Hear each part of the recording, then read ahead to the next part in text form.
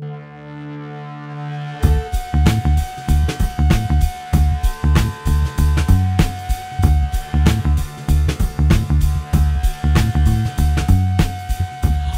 everybody, to the Nightly News Podcast. This is Professor Paul Miller, and I'm so honored to have on one of my favorite guests of every single term. It would be Central Penn Knights Athletic Director Kasey Hicks. Kasey, welcome back to the podcast. Thank you, Paul. I love being here. Well, we love to have you. Also being joined by Nightly News President Abbee Breski. Abbee, welcome back to the show. Thank you for having me. I'm excited. Well, let's get started.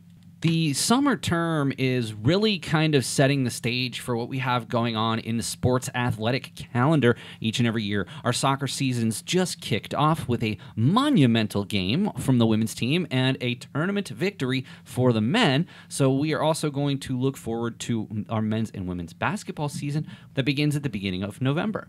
And so we're looking forward to that. And of course, you can stay tuned to the Nightly News for all details of both the soccer and basketball seasons.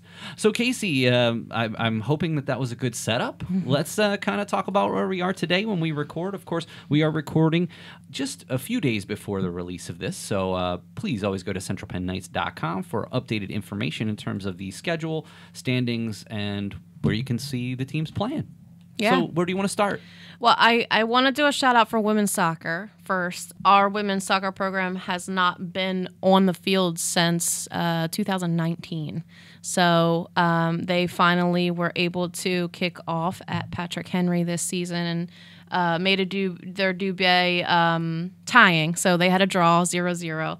But they were finally back on the field, and it feels really good to see women's soccer active and coming back to Central Penn this year. I was so happy to see that, and we have done some preseason coverage, things like that.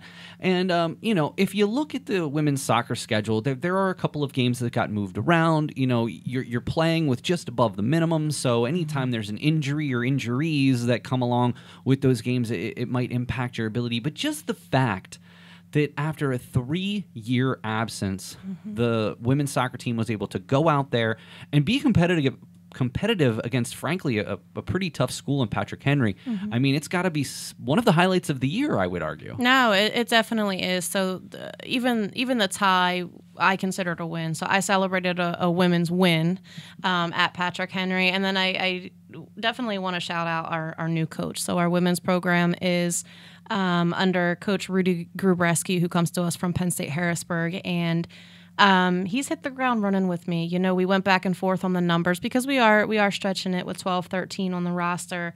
But for him, it was most important to be able to get some of those seniors out on the field who would not otherwise have the opportunity. And they've stuck it through the past 3 years and have been an advocate for the women's soccer program and trying to build interest. So he very much wanted to have a team in some capacity, any capacity, to put out there to allow those seniors to play. Now, can I ask you, do you find that it's difficult to recruit internally, not necessarily outside of Central Penn, but internally during the summer term where not necessarily, enrollment, residential population, et cetera, is lower? Do you think that plays into some of the roster issues? I think 1,000%. So soccer probably has the biggest challenge with recruiting students already enrolled at Central Penn, just because the summer term, you see students take off, stay home, that type of thing. So yes, and women's sports in general have a bigger challenge, a bigger hill to climb as far as recruiting goes, because by the time you get to college, women's athletes kind of just drop off. It's a confidence thing. They want to do the medical field. They want to do all the stuff that takes a little bit more hard work and dedication. So the women tend to fall off. So for women's soccer to be able to pull some students internally, and our coach Breski is doing an awesome job recruiting. Even when he was hired late, he still was able to bring in 4 to 5 student athletes for this summer term alone.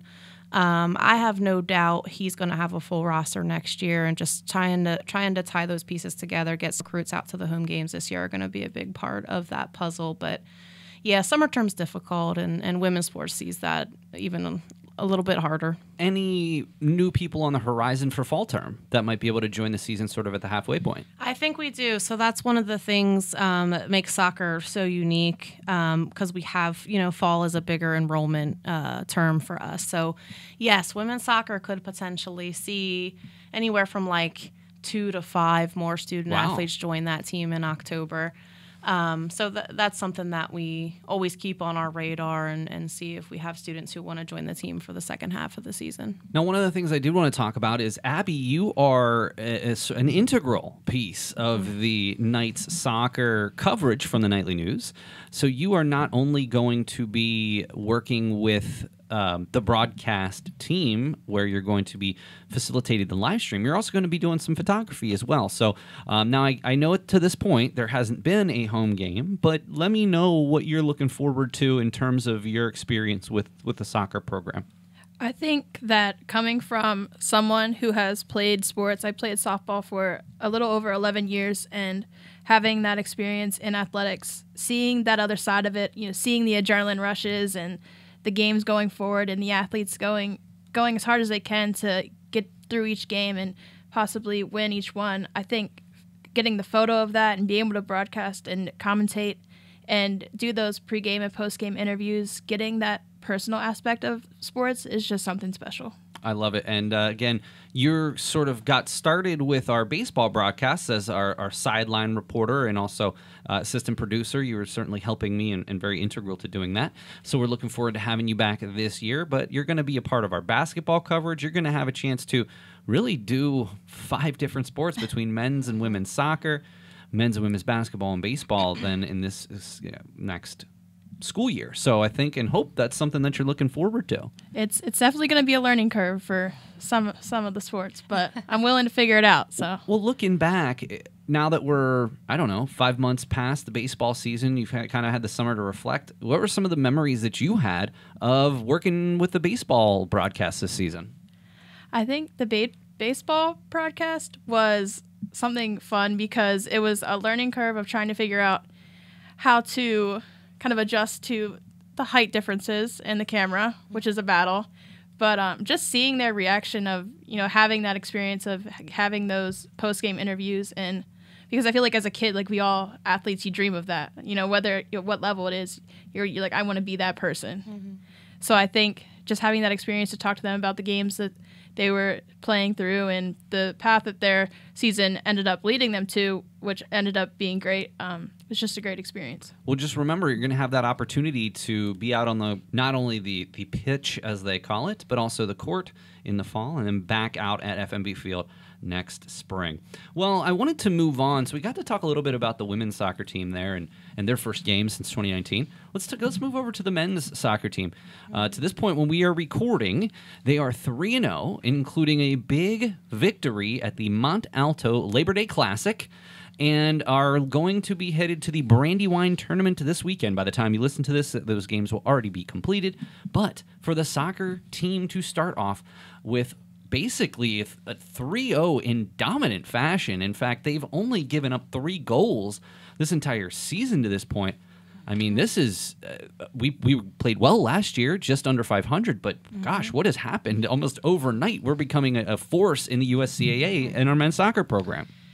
Secretively, Paul, I feel like we were becoming that force last year. I think Coach Osborne has done an excellent job recruiting. He brought in another strong, probably between 10 and 13 students this year alone for this season. You mentioned they've only allowed 3 goals being scored. I know one of Coach Osborne's focus in recruiting this offseason was the defensive end. Looking at that reflecting in the scores for these first 3 games shows the success that he was able to do in bringing back the back line there on the soccer field. So, yeah, the men's soccer team, I watched live stream. We haven't been able to host them home yet.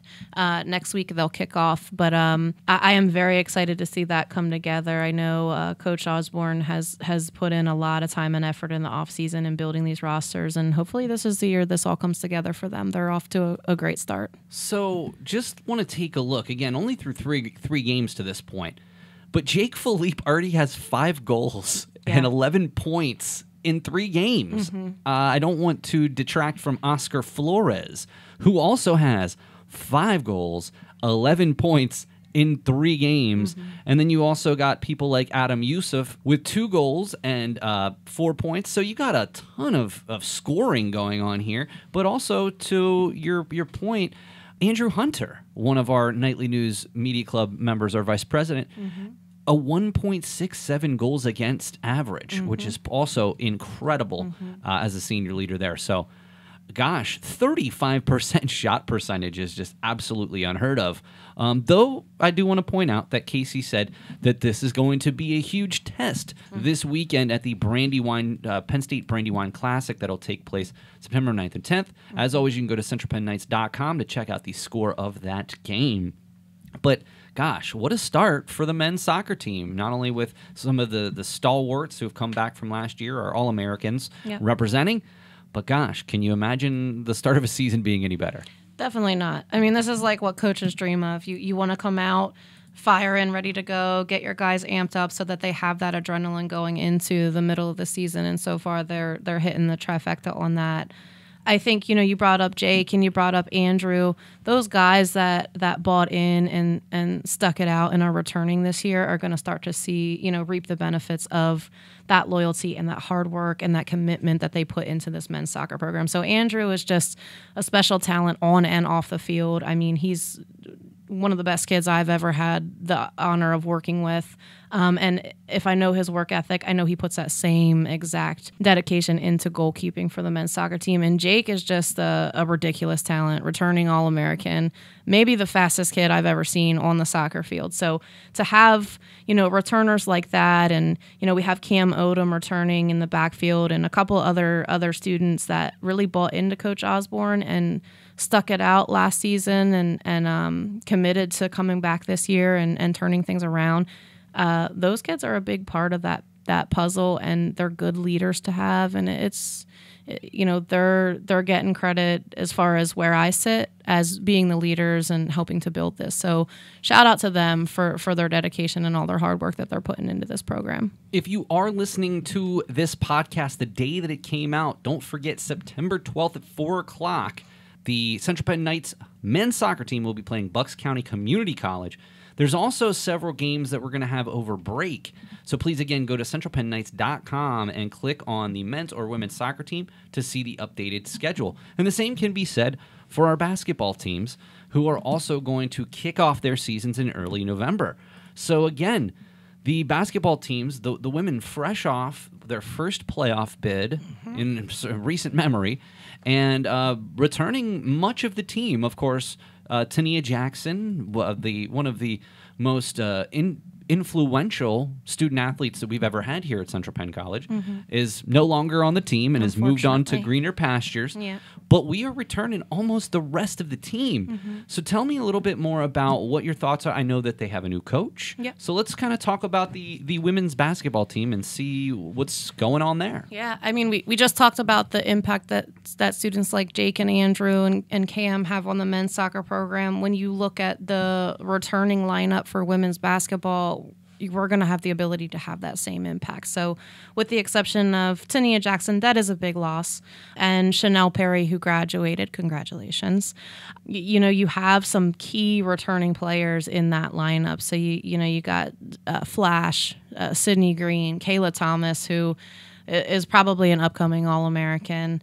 We got a good look at her last year, and other than maybe not getting as much time on the court because obviously she was playing behind, again, one of the greatest Central Penn Knights ever in Tania Jackson, when she was out there, she was a really, really impressive player. Yeah, and I think she was able to learn a lot from T. I think she has the ability to challenge what T was able to do here. So that's special in itself. You got Brandy Swinton coming back in the post. So they have some key pieces coming back. Sydney Bubb around the three-point line. But I think what's going to send this team over the top is the new head coach. So we're bringing in Harrisburg native, well-known in the community, Stasia King will be the new head women's basketball coach. She has already started some off-season workouts, putting her girls through one-on-one trainings. She is going to be a difference maker, I think, I was very impressed with her, not just coaching background, but playing background. She's coming to us from Duquesne University. She played Division I sports.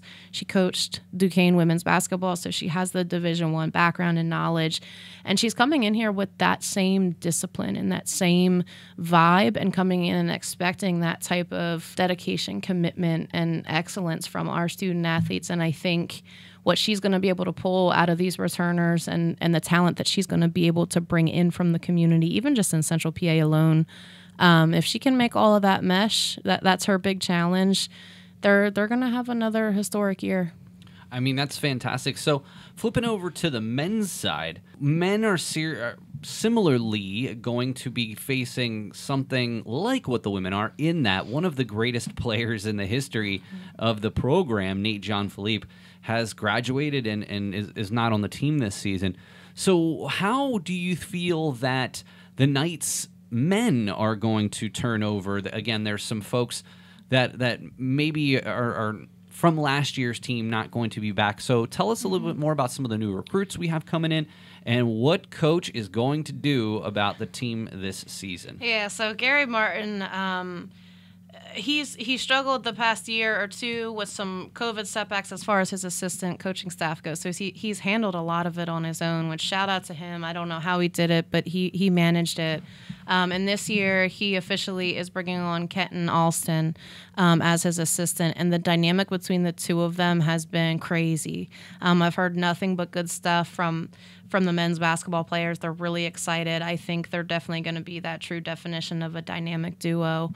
And the men's basketball roster, I'd say we probably have about 50% of that team coming back. So this year they're hitting the ground with recruiting. So I have had between 15 to 25 different recruits come across my desk for men's basketball. They will be having to make cuts this year. They're going to have a big tryout. They have a lot of interest, which is a really good thing to see. Coach Martin's plan going into the season is to keep a relatively large roster, a healthy roster, just to create that positive competition between students. You know, part of what you were saying earlier about the women's soccer team also applies across the board in college sports. If you don't have a full roster, it makes it very difficult for you to be able to get through injuries. And listen, injuries are going to happen. Hopefully not season-ending injuries, right? But even a strain can take a month to get back from. And when we only have essentially a 4-month season with basketball, November through February, of course, postseason in March, a month's a long time. Right. So you got to have people that are able to kind of pick up that slack. Yep. And so having that big roster, I think, is going to be beneficial. Totally. So, I actually was just talking to a student athlete who's interested in the men's basketball team, and that was one of my messages to him is it doesn't matter if you're number 1 or you're number 20. You know, like every single student athlete on that roster is just as important as those first 5, as those first 10. And the message, I think, was pretty well received. But that's exactly to your point, Paul, is it doesn't matter where you sit, how many minutes you get. Every student athlete on that team has a very valuable role. And if students buy into that, that's what creates those championship caliber teams. I mean, not to go back to baseball, but you look at baseball, ESAC champions this past season, they had 40 people, on their roster. Half of those students actually got decent amount of minutes, and the other ones bought into their role. They were committed to that team, committed to that program, and you see, a championship caliber team emerge from it. So same thought process with men's basketball. If they can get all, 16 to 20 of those guys that they're going to keep on that roster bought in and pushing each other and making each other better, it doesn't matter who gets the minutes. It matters what they put out there on the court. And if Kenton and Gary can mesh that, which my money's on them, I think we'll see a good season for men's basketball this year. Now, Abbee, just kind of finishing up here, your first experience working with the sports broadcasting happened last spring. What's it going to be like for you being really involved with all of the sports that we're doing? Essentially, you're not going to have any time off till next May because you've got soccer, and then we go right into basketball, and then we go right into baseball. I mean, what are you looking forward to this year, just with your own experience in terms of the broadcast and maybe going down a career path that you want to pursue? My biggest thing is I love sports, and I love learning about them, and I love learning, how each sports, they succeed in the ways that they do. But my biggest thing is I started Central Penn, believe it or not, as a very introverted person and a very shy and quiet person. So I think through all of this, I've been able to kind of see my passion through and not be kind of scared of going into sports or, being more active in what I am passionate about. So working through sports, I'm excited to see the games and how each sports team evolves and gets past maybe obstacles during their season. And I'm excited to learn about each sport because I don't know everything about each sport, but I'm excited. Guess what? I don't either. Can I hop in there real quick just to throw a plug at Paul for that? Because I don't always think he gets the on-air credit he deserves. And what you just said spoke to me, Abby, because you like finding your voice and feeling comfortable to get out through these sports broadcasts and some of this stuff, that was all really pushed and created by Paul. So for him to really believe in these live broadcasts, believe in, recording these games and having this nightly news media presence at the athletic games, he brings those opportunities to life for our students every day. So Paul, that's a shout out to you. And Abby, I think it's amazing that you're doing it because so far you're doing an awesome job, and I hope it's something that you continue to follow. I'll just be honest with you. I mean, the best part about this for me is, and I tell people this all the time, yeah, I mean, sure, I could look and say, well, I helped develop all this, which it's an effort, a team effort. It wasn't certainly just me, but I love it. I mean, I get to do something that's literally my dream, and I've said this a number of times. If you would have asked me, even today, what my dream job is, it's to call baseball, and I get to do that, and I get to call basketball, and I actually, not only that, I love sports, I love working in sports, I love sharing that passion. So it's just one of the benefits of the type of job I have, that I can create something like this because I saw a need, but it also isn't just about me doing it because I want to. It's about seeing the value of what we're doing and the growth. I mean, our broadcasts are averaging between 300 and 400 people watching them. And yeah, a lot of it is the students after the fact, but even like games, we're having like between 25 and 50 people watching live. Right. I mean, that is not a small number for the size school that we have. Yeah. And so I appreciate that, but it's something that it's a lot of work, but it means the world to me, and I love doing it. I think we all share that sentiment in the room. We all like that, the athletics. We like finding that calling. So shout out to both of you for bringing it to life, because I value what you're adding to the athletic department. And shout out to you for getting some of these new programs, fostering the continuation of some of these programs, getting some of these new programs off the ground. You are constantly keeping busy, and you do an amazing job of keeping it all together. I do. And Abby, I don't know how much longer we have you here, but softball is one of those up and coming, and I heard you mention it early in our conversation, so I might be knocking on your door about softball opportunities too. All right. Take your time getting to graduation. Let's get one softball season in. All right. Well, I appreciate so much, Kasey, to have you on. Of course, I'd like to have you on every term. I definitely want to have you on next term, talk more about the end of the soccer season and sort of at the halfway point how basketball is going. But it's always such a pleasure to have you on and find out what's going on. As always, if anybody's interested out there in any of Knights athletics, first of all, you can go to centralpennknights.com, or you can email Kasey Hicks at centralpenn.edu for more info, or certainly you can, send a email to our admissions office, and they'll get you to the right place as well. So definitely not difficult to find us. So Kasey, as always, I appreciate everything that you're doing. Let's go Knights, and we're looking forward to an amazing term and really fall season of soccer and basketball. I appreciate it, Paul. Anytime I have the opportunity to brag about our students, our student athletes, coaches, and then the job that you guys do here with Nightly News Media Club, I'm always in for it. So thank you to you guys. Thanks to our coaches and our students. I'm excited. And you said it. Go Knights. There you go. And Abby, as always, thank you not only so much for what you're doing, but your willingness to get on board with the Nightly News and our broadcast. So thank you, and continued success. Well, thank you for having me, and I'm excited. All right, well, that's going to do it for this episode of the Nightly News Podcast. I'd like to thank Central Penn Knights Athletic Director Kasey Hicks and Nightly News President Abbee Breski. And I'm Paul Miller, and we'll see you again next time on the Nightly News Podcast. Hi everyone, this is Yuli. Welcome to the Nightly News Podcasting, and thank you for listening.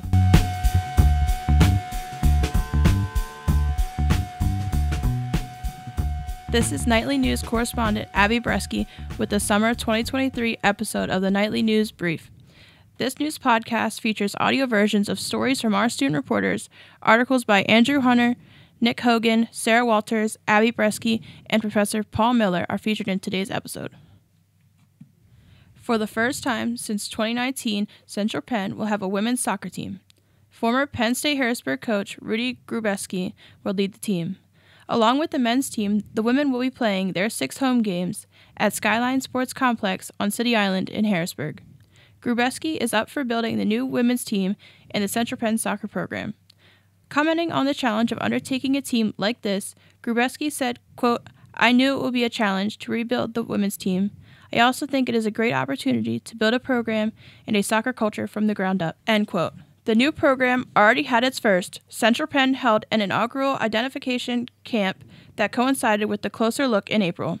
The camp brought in many potential recruits and showcased what the soccer program and what Central Penn can offer. The CPC film series has become a tradition hosted in the Capitol Blue Cross Theater every term, and while the films shown have always been influential flicks with well-known directors, this term shook things up with 2 films made by Central Penn College corporate communications alum Dylan Bowman. Bowman is popular in the Central Penn community as he is the former president of the Nightly News and a first-place photography award winner in the 2023 Pennsylvania News Media Association's Keystone Student Media Awards.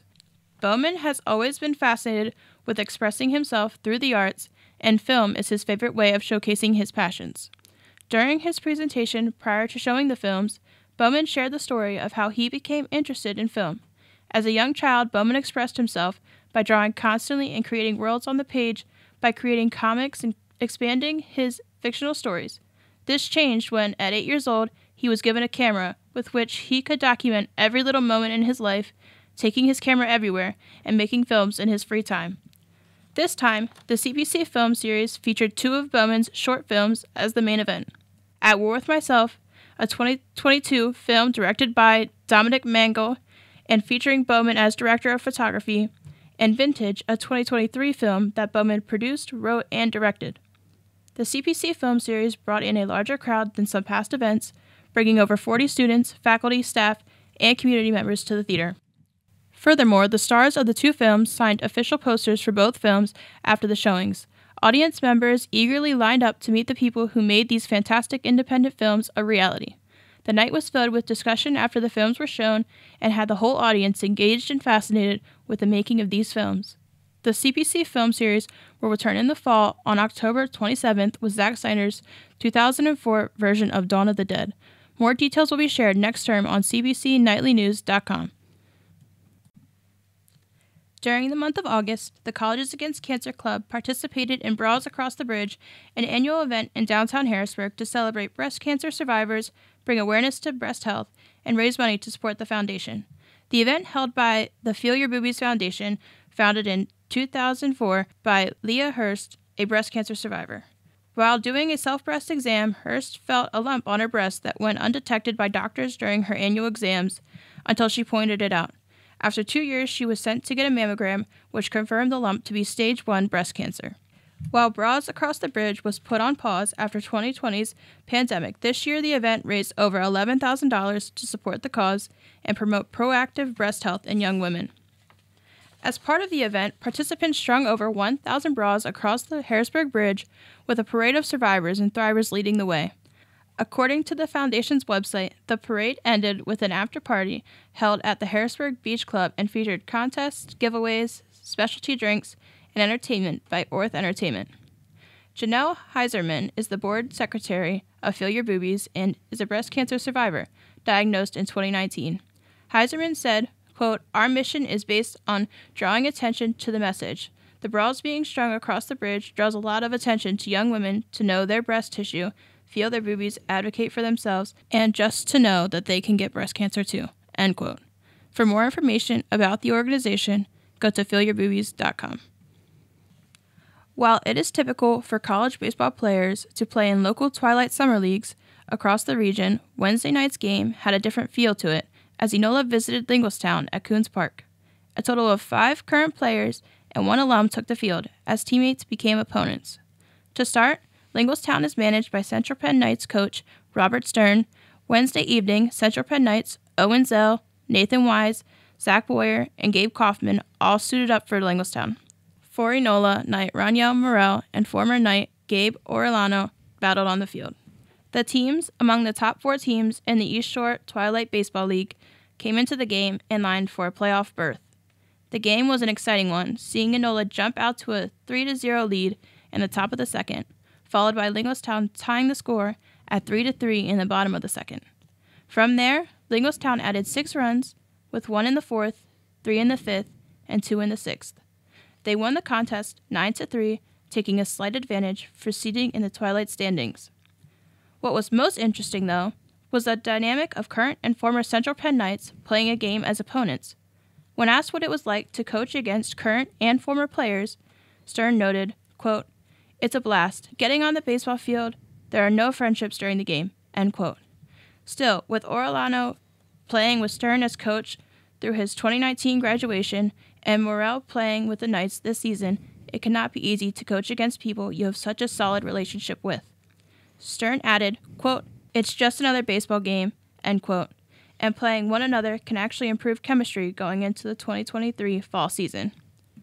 On the other side of the ball, our entire returning infield with Boyer, Wise, and Zell playing together strengthened their camaraderie through the offseason, which bodes well for the Knights going into next season, especially with Boyer taking home the 2023 MVP and Wise the 2023 Rookie of the Year honors.